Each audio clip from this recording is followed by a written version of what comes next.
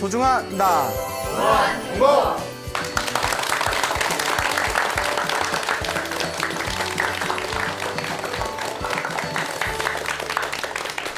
예, 만나서 반갑습니다. 예, 광우 스님이라고 합니다. 그 부처님께는 이제 수많은 깨달음을 얻은 제자분들이 계셨어요. 그래서 수많은 부처님의 제자분들 중에서도 특별히 걸출하신 분들을 따로 추려서 10대 제자라고 불렀습니다. 뭐 부처님 10대 제자 다 들어보셨죠? 들어는 봤는데 읊어보세요 하면 또 예, 그래요. 그 중에 이제 신통제일이라고 불리우는 분이 목갈라나 존자라고 계셨어요. 신통제일 목갈라나. 그래서 우리 한문 불교권에서는 목건련 혹은 목련존자라고 불렸거든요. 목련존자니까 아시겠죠? 그래서 이제 이 목갈라나 존자께서 어느 날 이제 탁발을 하러 길을 나섰는데 그때 옆에 라카나라는 스님과 함께 라카나 존자와 함께 이렇게 길을 걷고 있었습니다. 근데 이 신통제일이니까 우리 일반 중생들이 볼 수 없는 어떤 모든 것을 꿰뚫어 볼 수 있는 천안통을 아마 가지고 계셨겠죠. 이렇게 라카나 스님하고 이렇게 탁발을 가시다가 목갈라나 스님께서 길에서 천안통으로 아귀를 보게 됩니다. 무엇을 보게 됐다? 아귀. 아귀찜 할 때 아귀 말고 그 불교에서 말하는 아귀는 전생에 무거운 업보, 무서운 업보를 지어서 배고픔에 굶주린 귀신들을 아귀라고 불러요. 고통 속에서 배고픔에 굶주린 귀신들의 아귀라고 불리게 되는데 길에서 구렁이 모양의 아귀를 보게 됩니다. 구렁이 모양의 아귀. 근데 이 아귀가 막 극심한 고통 속에서 막 허우적거리고 있는데 어떤 모습인고 하니 그 목련 스님께서 이제 목갈라나 스님께서 신통력으로 딱 뚫어보시니까 머리에서 꼬리까지 막 불이 붙더래요. 그 꼬리에서 머리까지 막 불이 붙더래요. 그리고 막 옆구리에서도 막 불이 나가지고 온몸이 활활 타오르더래요. 무슨 모양의 아귀가? 구렁이 모양의 아귀가 머리에서 꼬리로, 꼬리에서 머리로, 온몸에서 막 불이 활활 타오르니까 아싸 뱀꼬치 막 이래가지고 뱀꼬치 웃자가 한 말이고요. 그러니까 막 구렁이가 활활 아귀, 구렁이 모양의 아귀가 귀신이 활활 막 타오르고 있으니까 목갈라나 스님이 다 보시더니 쓰디쓴 미소를 다 짓습니다. 쓴 미소. 우리가 전문 용어로 썩소라고 하죠. 썩소. 이제 쓴 미소를 딱 지으니까 라카나 스님은 보였을까요? 안 보였을까요? 그러니까 안 보이신 거예요. 그러니까 목련 스님이 길 가다 뜬금없이 다 이렇게 쓴 미소, 쓰디쓴 미소를 지으니까 목련 존자시여, 목갈라나 존자시여, 무엇을 보고 그렇게 쓴 미소를 지으십니까? 무엇을 보고 그렇게 미소를 지으신 겁니까? 하니까 이 목갈라나 스님께서 이거는 제가 지금 할 말이 아닙니다. 조금 이따 부처님께 가면 부처님 앞에서 다시 질문하시기 바랍니다. 라고 이제 한 뒤에 이제 탁발을 맞추고 몽칼라나 스님과 라카나 스님이 이제 부처님께 인사드리려고 부처님 앞에 당도하게 됩니다. 부처님께 이렇게 이제 선배를 올리고 이렇게 안부를 여쭙는데 라카나 스님이 이제 다시 질문을 딱 던집니다. 아까 몽칼라나 스님이 길을 가다가 허공을 보고 혼자 싹 이렇게 미소를 지으셨는데 네. 그 이유가 무엇이었습니까? 하고 하니까 이제 목련 스님이 이제 자초지종을 설명합니다. 머리에서 꼬리로, 꼬리에서 머리로 온몸에서 활활 불타오르는 아귀를 보게 되었는데 한 번도 여태껏 본 적이 없던 존재였는지라 제가 그렇게 미소를 지었던 겁니다. 그러니까 사람들이 다들 어안이 번벙한 거예요. 그러니까 이게 누구니까 볼 수 있었던 거다? 신통제일 몽칼라나 스님이니까 볼 수가 있었던 거예요. 그래서 이렇게 이제 신통제일 몽칼라나 스님이 딱 꿰뚫어 보시고 그 얘기를 하니까 다른 스님들의 어안이 번벙하니까 부처님께서 다음과 같이 얘기하십니다. 이 몽칼라나 스님은 다른 사람들이 볼 수 없는 걸 꿰뚫어 보는 천안통이 있으신 분이다. 몽칼라나 스님의 지금 이 말은, 이 이야기는 절대 거짓이 아니다. 실은 나도 오래전에 보았다. 보았지만 내가 이 이야기를 꺼내면 사람들이 의심하고 믿지 않고 부처님의 말씀을 비방해서 큰 업보를 지을까 봐 나도 보았지만 일부러 말을 안 했을 뿐이다. 몽칼라나 스님이 본 것은 사실이다 라고 부처님이 증명을 하십니다. 그러니까 이제 제자들이 다들 이제 궁금하잖아요. 부처님이시여, 그 구렁이 모양의 아귀는 어떤 인연이 있어서 저렇게 구렁이 모양의 귀신으로 태어나가지고 저렇게 무서운 업보를 받는 겁니까? 그 인연법을 저에게 설해 주십시오라고 이제 청을 올립니다. 청을 올리니까 부처님께서 이제 나의 제자들아 잘 들어라 라면서 이제 다음과 같은 이야기를 해주십니다. 그 지금 부처님 시대를 무슨 시대라고 하죠? 어느 부처님 시대? 석가모니 부처님 시대라고 하고. 그렇죠. 다 알고 있는데 지금 말 안 하는 거죠. 예, 표정 보니까 진짜 모르는 것 같아 지금. 지금 석가모니 부처님 시대 이후에 미래에 오실 부처님을 무슨 부처님이라고 해요? 진짜 모르는구나. 미륵불이라고 하잖아요. 내가 미륵이야 뭐 그거 있잖아요. 네, 미륵 부처님, 미래에 오시는 부처님이 무슨 부처님? 그러면 석가모니 부처님 과거의 부처님은 어느 부처님이 계셨을까요? 내 되게 자주 얘기했는데, 네? 방송 때려쳐, 방송 때려쳐. 네, 나 이런 분위기에서 못해.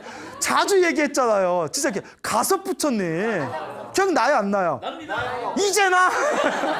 그러니까요. 예, 그래서 항상 지금은 석가모니 부처님, 과거에는 가섭 부처님, 미래에는 미륵 부처님. 뭐 지금 외우면 뭐해? 또 잊어먹을 건데.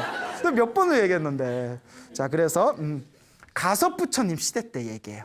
머나먼 가섭 부처님 시대 때 가섭 부처님에게 큰 절을 지어드리고 가섭 부처님을 지극정성으로 모시던 그 수망갈라라는 장자가 있었어요. 수망갈라라는 장자가 있었는데 큰 부자예요.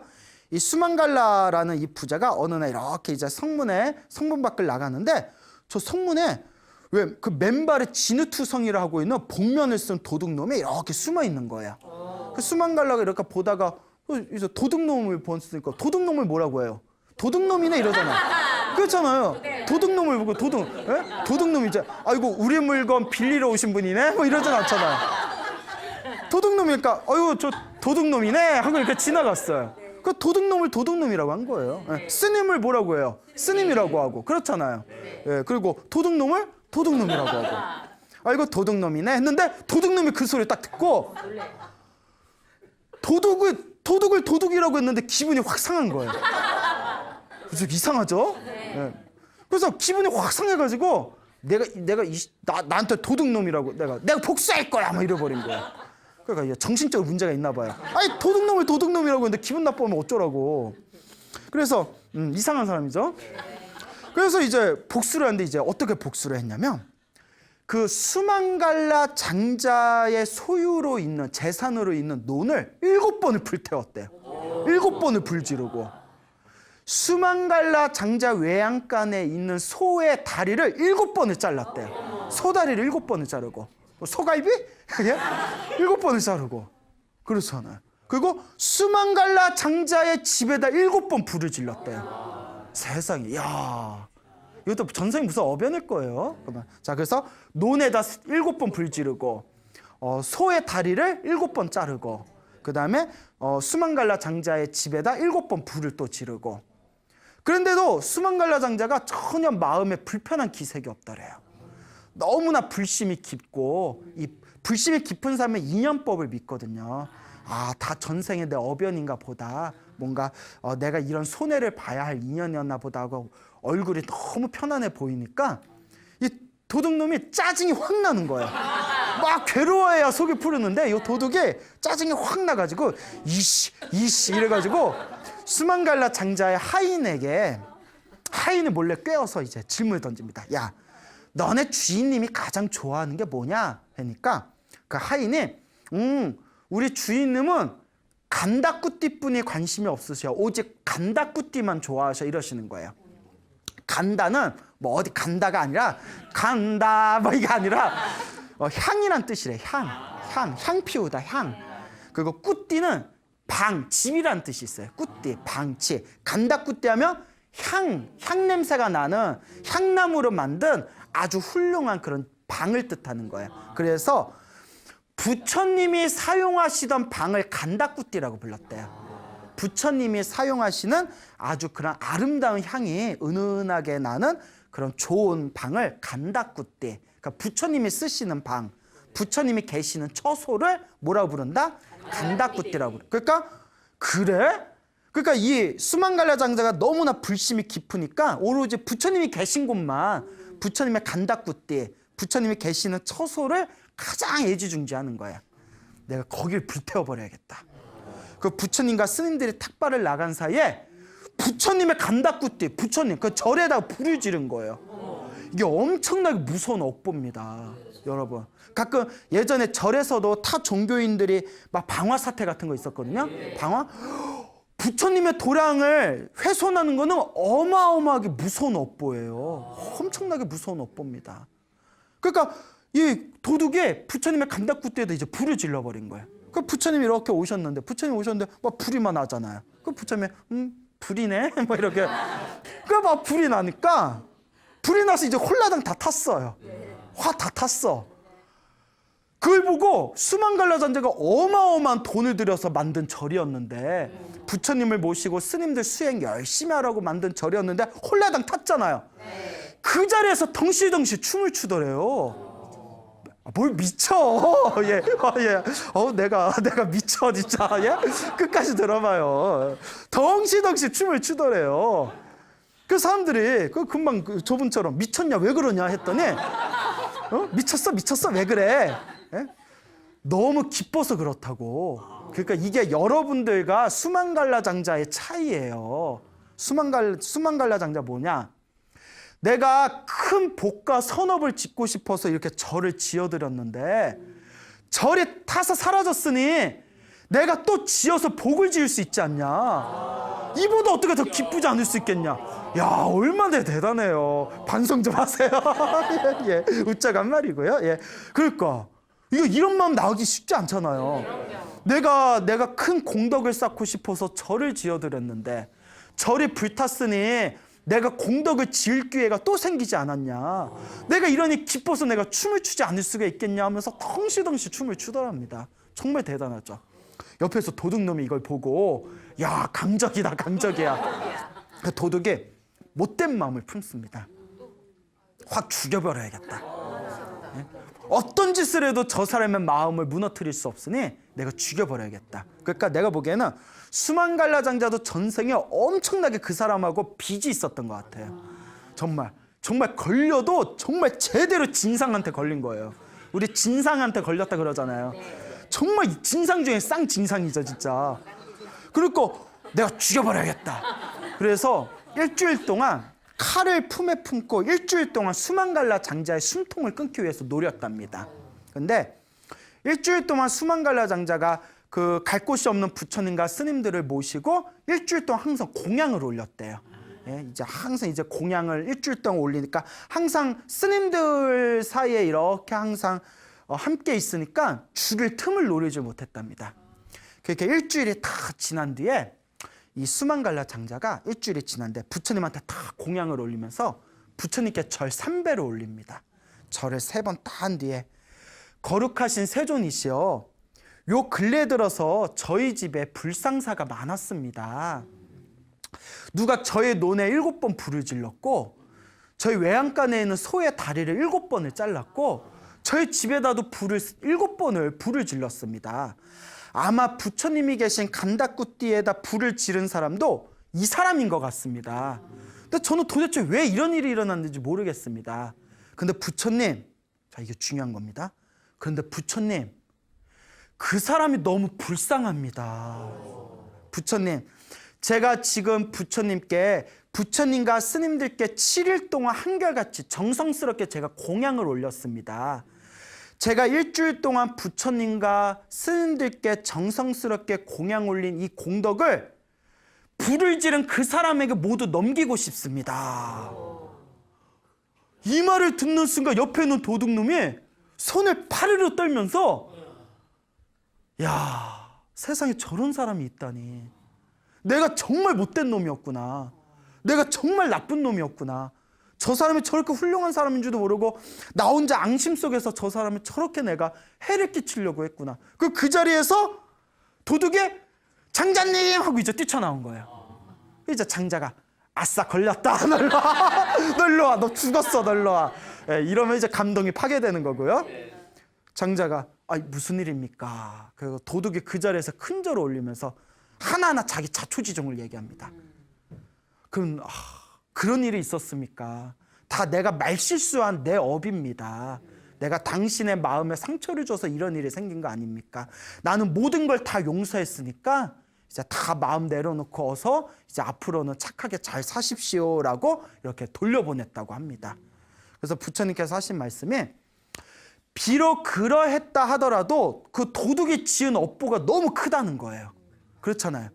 너무나 그 지은 업보가 너무나 컸기 때문에 죽어서는 무간지옥에 떨어졌다는 거예요. 지옥 중에 제일 무서운 지옥이 무간지옥이래요. 무간지옥, 그러니까 이게 어느 부처님 시대 때라고 했죠? 그렇죠. 그새 잊어먹었어? 그새? 가섭 부처님. 가섭 부처님 시대 때 이제 지옥에 떨어지고 나서, 무간지옥에 떨어지고 나서 석가모니 부처님 시대 때 지옥에서 나왔지만 그래도 너무나 그 업보가 무거워서 무엇으로 태어났다? 온몸이 활활 불타오르는 구렁이 모양의 아귀로 태어나서 지금도 귀신으로 태어나서 막 부처님 절에다 불 지르고 했잖아요. 온몸이 활활 불타오르는 고통을 당하고 있다는 거예요. 그래서 부처님께서 하시는 말씀이, 제자들아, 사람들은 자기들이 온갖 악행을 저지르면서도 자기들이 악행을 저질렀다는 것을 모르고 있다. 근데 실제로 그래요. 주변에서 정말 못된 짓 하는 사람들 이렇게 보면 자기들이 못된 짓 한다는 걸 잘 몰라요. 그렇죠. 모르니까 하는 거예요. 내가 이거 내가 이런 짓 하면 다른 사람한테 피해 가는데 이거 못된 짓인데 하며 못 해요. 사람이 양심이 있으면. 그리고 우리 주변에 보면 사람한테 막 민폐 끼치는 캐릭터들 있잖아요. 민폐 캐릭터 있죠. 민폐 캐릭터. 민캐라고 하죠. 민캐. 이 민폐 캐릭터들, 주변 사람들 막 힘들게 하는 민폐 캐릭터 보면 자기들의 잘못인 걸 몰라요. 그리고 막 말 함부로 하는 사람들 있잖아요. 막 그냥 말 함부로 하고 옆에 있는 사람들 힘들게 하는 사람들 보면 자기들의 말 함부로 한다는 걸 몰라요. 네, 그래서 부처님께서 몰라요? 부처님께서 하신 말씀이, 사람들은 자기들의 악행을 저지르면서도 자기들의 악행을 저지르고 있다는 걸 잘 모른다. 그러나 숲에다 불을 지르면 숲에다 지른 그 불이 결국은 자기 몸을 태우듯이 자기가 지은 그 악업에 의해서 큰 괴로움에 빠지게 될 것이다 라는 법문을 하셨습니다. 이렇게 인과 업보가 무서워요. 여러분, 인과 업보를 알면 사람이 아주 착하게 살지는 않더라도 나쁜 짓을 잘 못합니다.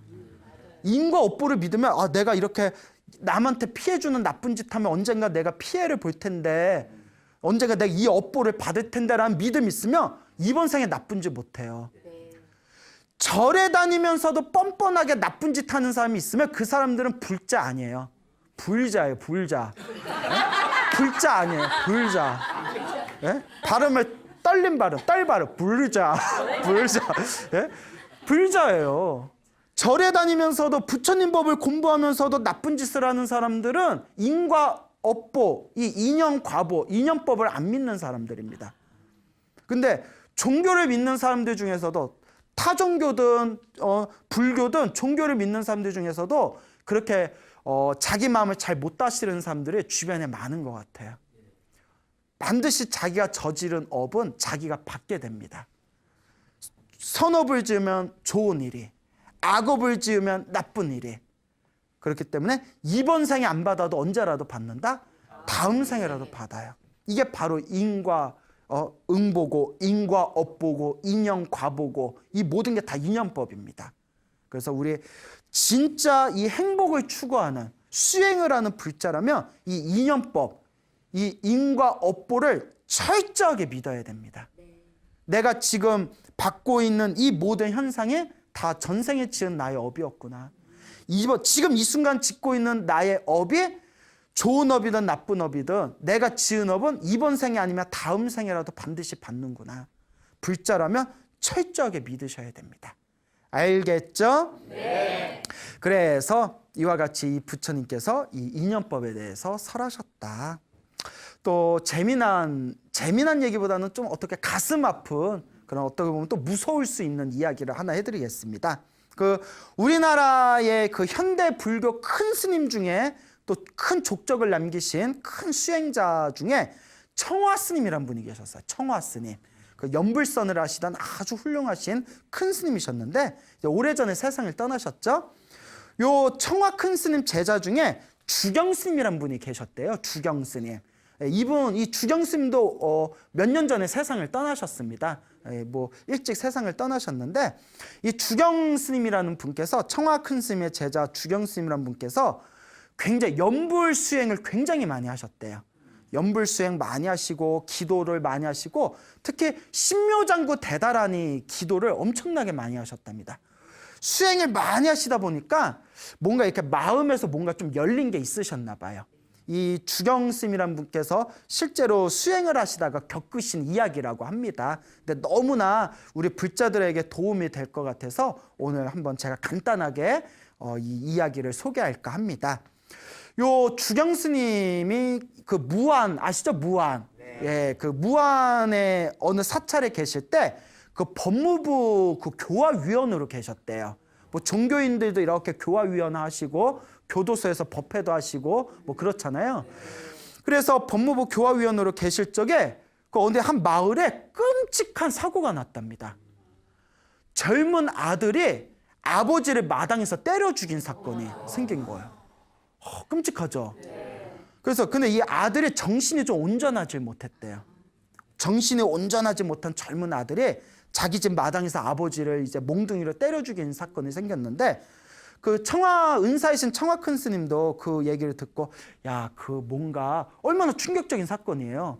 뭔가 깊은 사연이 있을 것 같으니까 한번 알아봐라 이렇게 이야기를 하셨나 봅니다.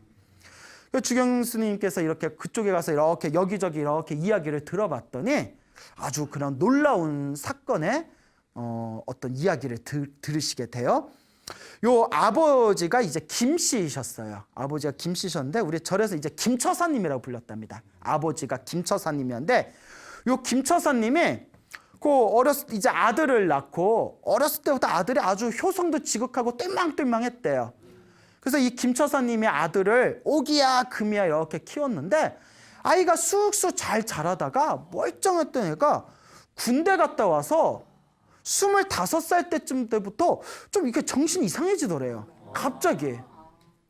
그러니까 요 아버지인 김처사님도 걱정이 되니까 가끔 마을 사람들한테 우리 아들이 좀 이상해진 것 같아. 아들이 좀 이상해 이러더니 자꾸 이렇게 걱정하는 그런 빛을 내비치시더니 점점 아들이 점점 이상해지니까 아예 밖에 못 나게 출입금지를 시켰대요. 아들 상태가 안 좋아졌나 봐요.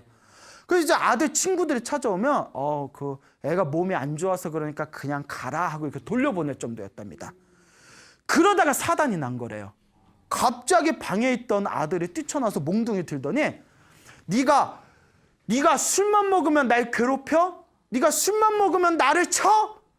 네가 나를 이렇게 괴롭혀? 하면서 아들이 아버지 김서사한테 네가 나를 이렇게 괴롭혀? 하면서 몽둥이로 막 때려가지고 아버지가 이제 김처사가 죽은 거예요.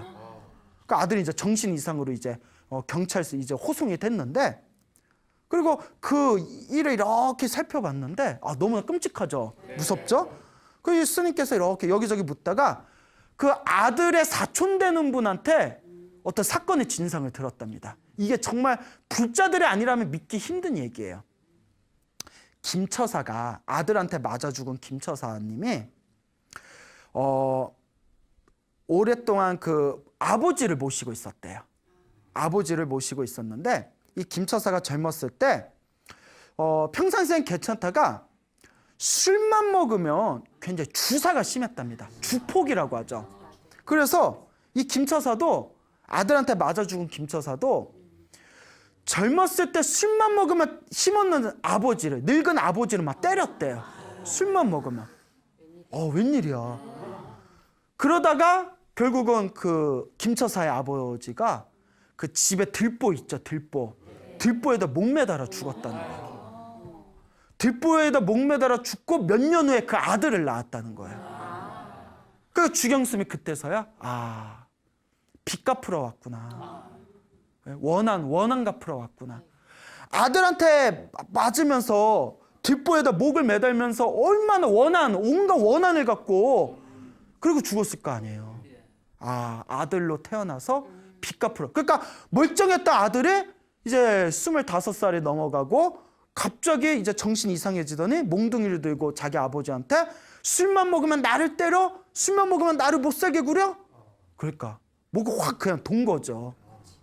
그래서 이 세상이 여러분 너무 무섭죠? 나도 무서워요. 근데 이 세상에 인간이 태어날 때 두 가지 이유로 태어난대요.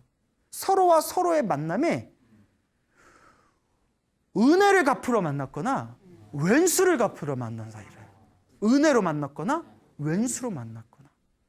나한테 잘해주고 나한테 항상 힘을 주는 사람은 은혜로 만난 사이예요. 내 속을 팍팍 긁는 사람들은 왼수로 만난 사람. 여러분 주변 은혜가 많아요, 왼수가 많아요? 왼수? 인생 어떻게 사신 거예요? 지금부터 잘 사세요. 예, 그래요. 왼수. 예. 이런 왼수. 예, 은혜로 만났거나 왼수로 만났거나. 참 정말 무섭죠. 근데 불교는 이게 다 자기 어변이라는 거예요. 그런 사람들 만난 것 자체가 내 어변이래요. 근데 중요한 게 있습니다. 불교는 숙명론이 아니에요. 운명이 정해졌다는 숙명론이 아니에요. 절대 오해하시면 안 돼요. 내가 지금 겪고 있는 이 업보가 누가 지은 거죠? 내가 지은 거라면 지금 이 순간부터 내가 좋은 업을, 좋은 선업을 지어서 또 내 운명을 좋은 쪽으로 자꾸 바꿀 수가 있다는 거예요. 그러니까 우리가 수행하는 거예요. 운명이 정해져 있으면 수행을 뭐하러 해요? 운명을 바꿀 수 있으니까 수행을 하는 겁니다. 그래서 제가 항상 여러분들한테 기도해라, 복을 지어라, 평상시에 마음을 잘 써야 된다라고 항상 간곡하게 말씀을 드리는 겁니다. 그래서 업이 두꺼운 사람들은 오래오래 닦아야 돼요. 그래서 은혜로 만났거나 왼수로 만났거나 정말 우리의 이 업보라는 게 정말 무섭다. 이 인연법이라는 게 정말 무섭다라는 걸 명심하시길 바랍니다. 그래서 또 이 주경스님께서 또 겪으신 일이라고 합니다. 한창 수행을 열심히 하시고 나서 지금으로부터 한 30년 전쯤 일이에요. 30년 전쯤에 스님께서 여기 저기 강원도 낙산사로 해서 오대산으로 해서 정멸보궁을 해서 이렇게 우리나라의 유명한 그 기도도량을 한 바퀴 싹 돌면서 그 마지막 향일암에 가셨대. 향일암이라고 아시나요? 여수에 있나요? 여수? 예, 여수의 향일암도 그 관음 기도도량이거든요. 향일암에 이렇게 이제 기도하러 잠시 이렇게 가셨는데 저기에 이제 시끌벅적해서 봤더니 저 공주 아시죠? 공주. 공주에서 성지순례 팀 보살님들이 이렇게 몇 명이 왔더랍니다. 근데 스님이 그 수많은 보살님들 중에서 어느 한 보살님이 있는데 그 보살님만 유독 시커먼 그 바가지 같은 거 있잖아요. 바구니 같은 거. 시커먼 바구니 같은 걸 머리에 쓰고 있는 모습이 보이더래요. 그러니까 스님 눈에만 보인 거죠. 저 보살 뭔가 있다. 그래서 그 보살이 이렇게 지나갈 때 그 보살님한테 보살님 집에 가지 마시고 오늘 그냥 절에 머무르면서 오늘 기도나 좀 하십시오. 이렇게 말씀을 드렸대요. 스님이. 집에 가지 마시고 절에 남아서 기도 좀 하세요. 머리에 이렇게 시커먼 걸 쓰고 있으니까. 그 보살님이 이렇게 보니까 왜 꾀죄죄한 스님이 집에 가지 말고 기도하고 있어. 여기서 기도하세요. 이러면 이 스님 뭐지? 막 이럴 거 아니에요. 그래서 뭐야? 이러고 휙 가더래요.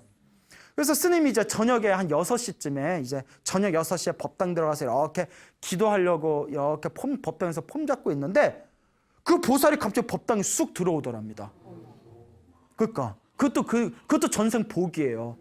그 말 듣고 그냥 휙 가는 사람이 있는가 하면 저 스님이 뭐 기도하라고 할까? 그냥 기도 좀 하고 갈까? 아니 보살님 왜 왔어요? 했더니 스님이 기도하고 가라면서요. 이러는 거예요. 스님이 기도하고 가라고 했잖아요. 그래 기도 같이 합시다. 그리고 이렇게 스님이 6시 다 계속 목탁을 저녁 6시에서 새벽 1시까지 계속 목탁을 쳤답니다. 스님 힘이 좋아. 얘가 나 2시간 해도 막 목이 아픈데 계속 못하는데 옆에서 보살님이 막 절을 하면서 연부를 따라하는데 자꾸 헛구역질을 하더래. 웩 이렇게 헛구역질 하더래. 웩 이랬대요. 예? 그래서 웩 그래서 우리가 막 연부를 하면서 웩 이래서 우리가 뭐 스웩 막 이러잖아요. 야 너 스웩 뭐 아닌 말고요. 예? 그래서 이제 막 연부를 하면서 뭐 웩 이러니까 스님이 연부를 하다가 시원하게 뱉으십시오 이랬대요. 시원하게 뱉으라고.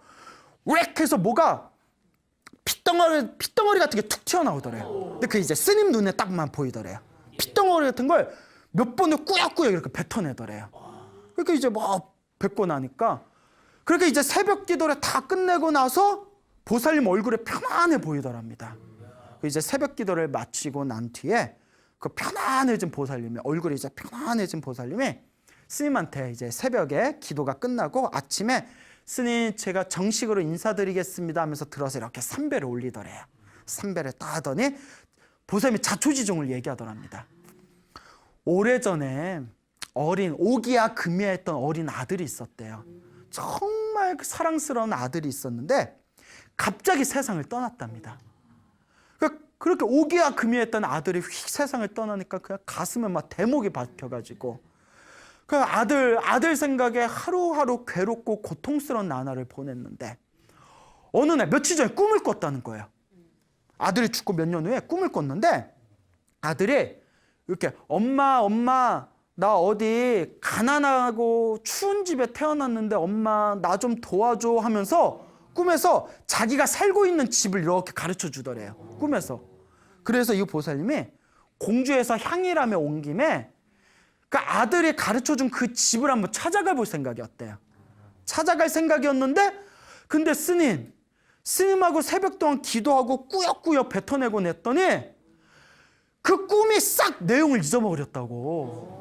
이거 어떻게 된 겁니까? 했더니 이제 스님이 원결이 풀어진 겁니다. 그러면서 스님이 한 얘기가 놀라운 얘기예요. 보살님은 전생에 악담을 많이 하던 사람이었습니다.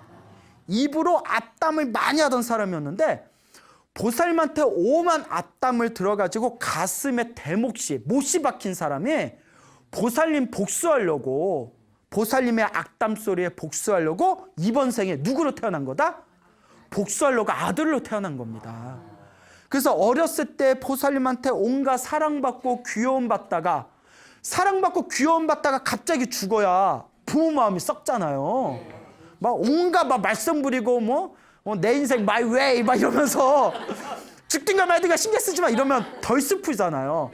온갖 사랑과 귀여움받다가 엄마한테 복수하려고. 그래서 갑자기 휙 죽어버린 거고 그 원한이 아직도 남아가지고 꿈에 나타나서 자꾸 보살님의 아들을 못 잊게 자꾸 괴로움을 준 거라고. 이제 그 원결이 풀어졌으니 참회하는 마음으로 열심히 기도하십시오 해가지고 보살님이 또 그 얘기를 딱 알아들은 거예요. 우리 같으면 어디서 약을 팔아? 막 이럴 수도 있잖아. 그 얘기 딱 듣고 스님 제가 열심히 기도하겠습니다 하면서 열심히 기도하고 아들을 위해서 우리 전생에 악연이 있으면 여기서 다 우리가 놓아버리자. 정성스러운 마음으로 또 천도제를 지내줬더니 기도하고 그렇게 천도제를 지내고 나서 집안일도 잘 풀리고 마음도 굉장히 편안해졌답니다. 이랬다는 그런 어떤 일화가 있습니다. 정말 이 인연법이 무섭죠. 네. 여러분 불교가 뭔지 모르고 기도를 안 한 사람들은 이런 얘기 들으면 뭐야 뻥이야? 진짜? 저거 다 뻥 같아 이럴 수도 있어요. 그렇지만 정말 기도해보고 체험해본 사람들 이걸 의심하지 않습니다.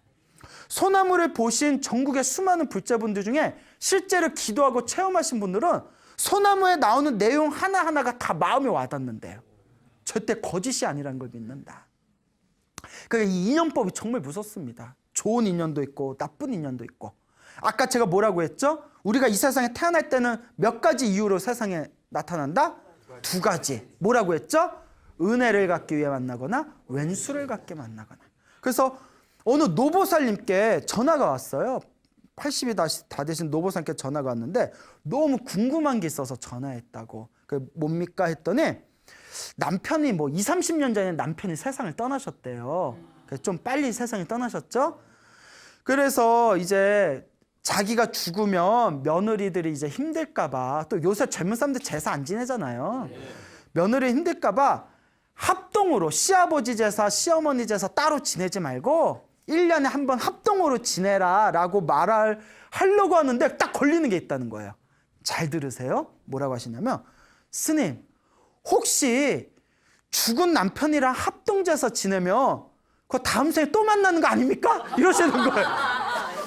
다음 생에 또 만날까 봐 무서워가지고 정말 만나고 싶지 않대요. 근데 합동제사 지내면 그 인연으로 또 만날까 봐 무서워서.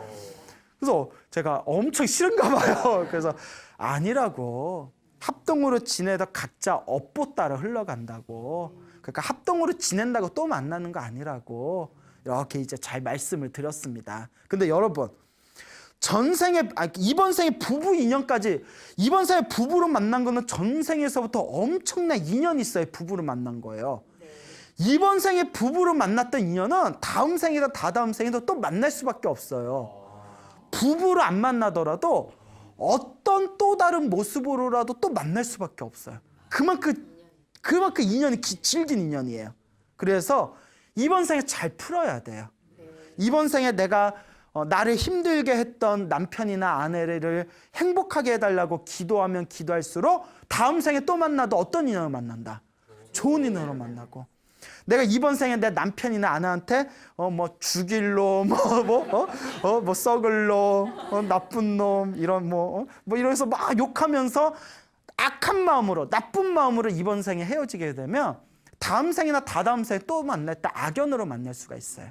그러니까 여러분들 마음에 나를 힘들고 괴롭게 했던 인연들이 있다면 기도를 하실 때 그 사람들이 다 내 전생의 업보 때문에 만난 사이입니다.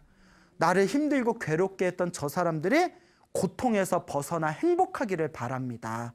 라는 마음으로 기도해주면 언젠가 또 만나도 어떤 인연으로 만난다? 좋은 인연으로 만나게 됩니다. 요 인연법이 정말 묘해요. 요 인연법이 정말 묘합니다.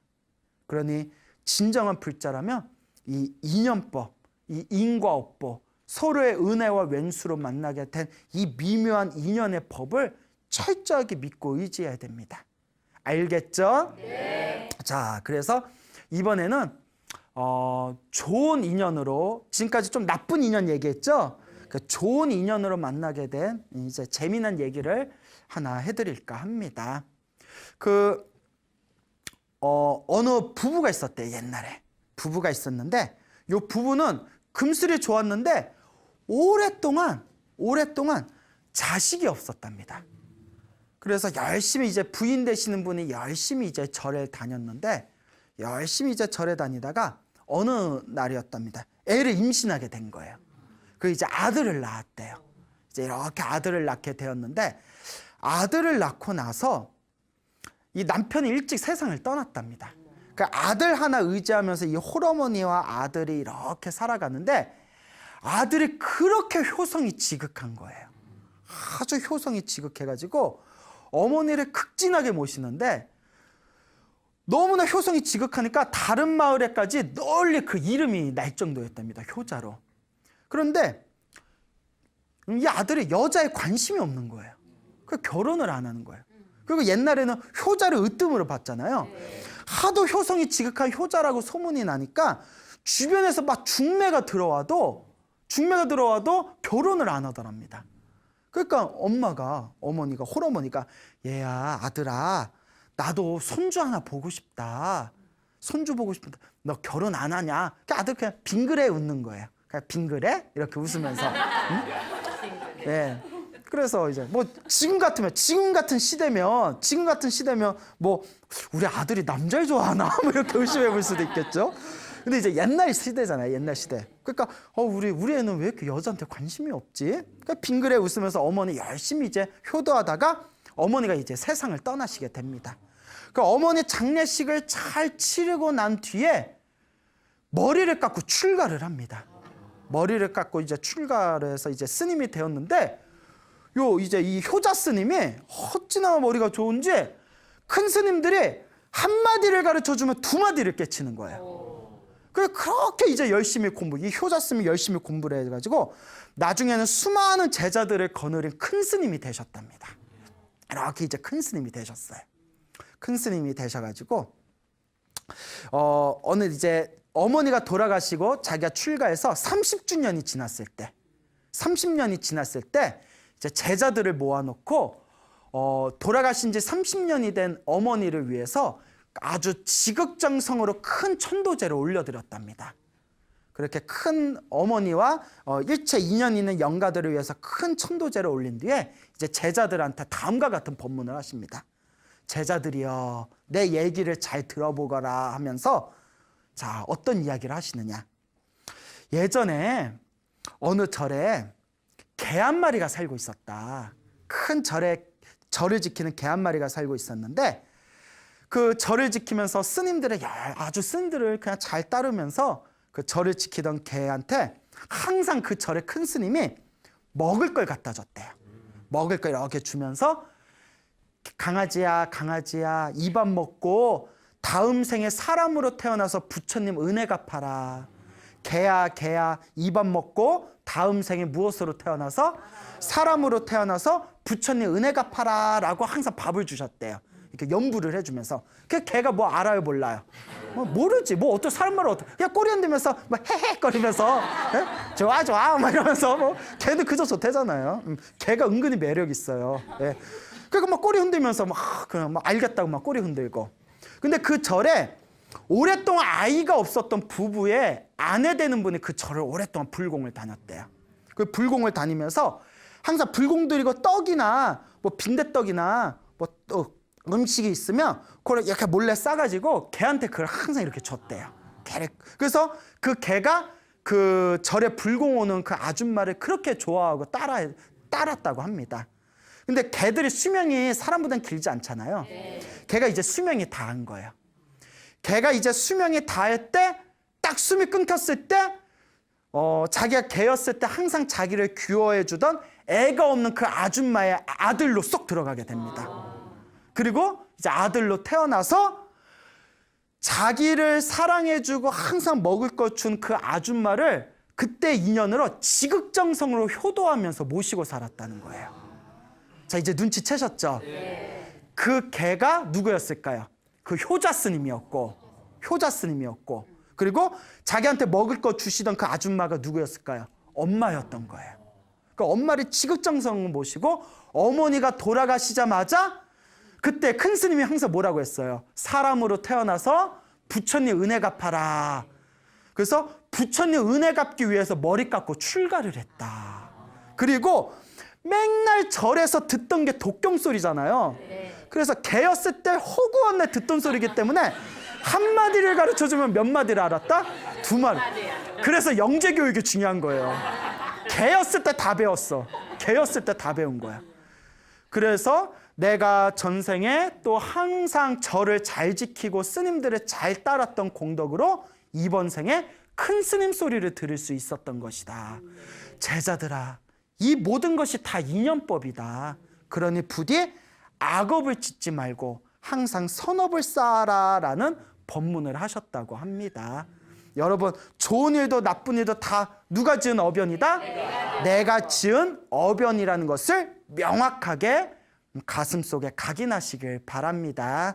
알겠죠? 네. 여러분, 행복해지고 싶습니까? 네. 행복한 삶을 창조하고 싶습니까? 네. 복을 지으십시오. 선업을 지으십시오.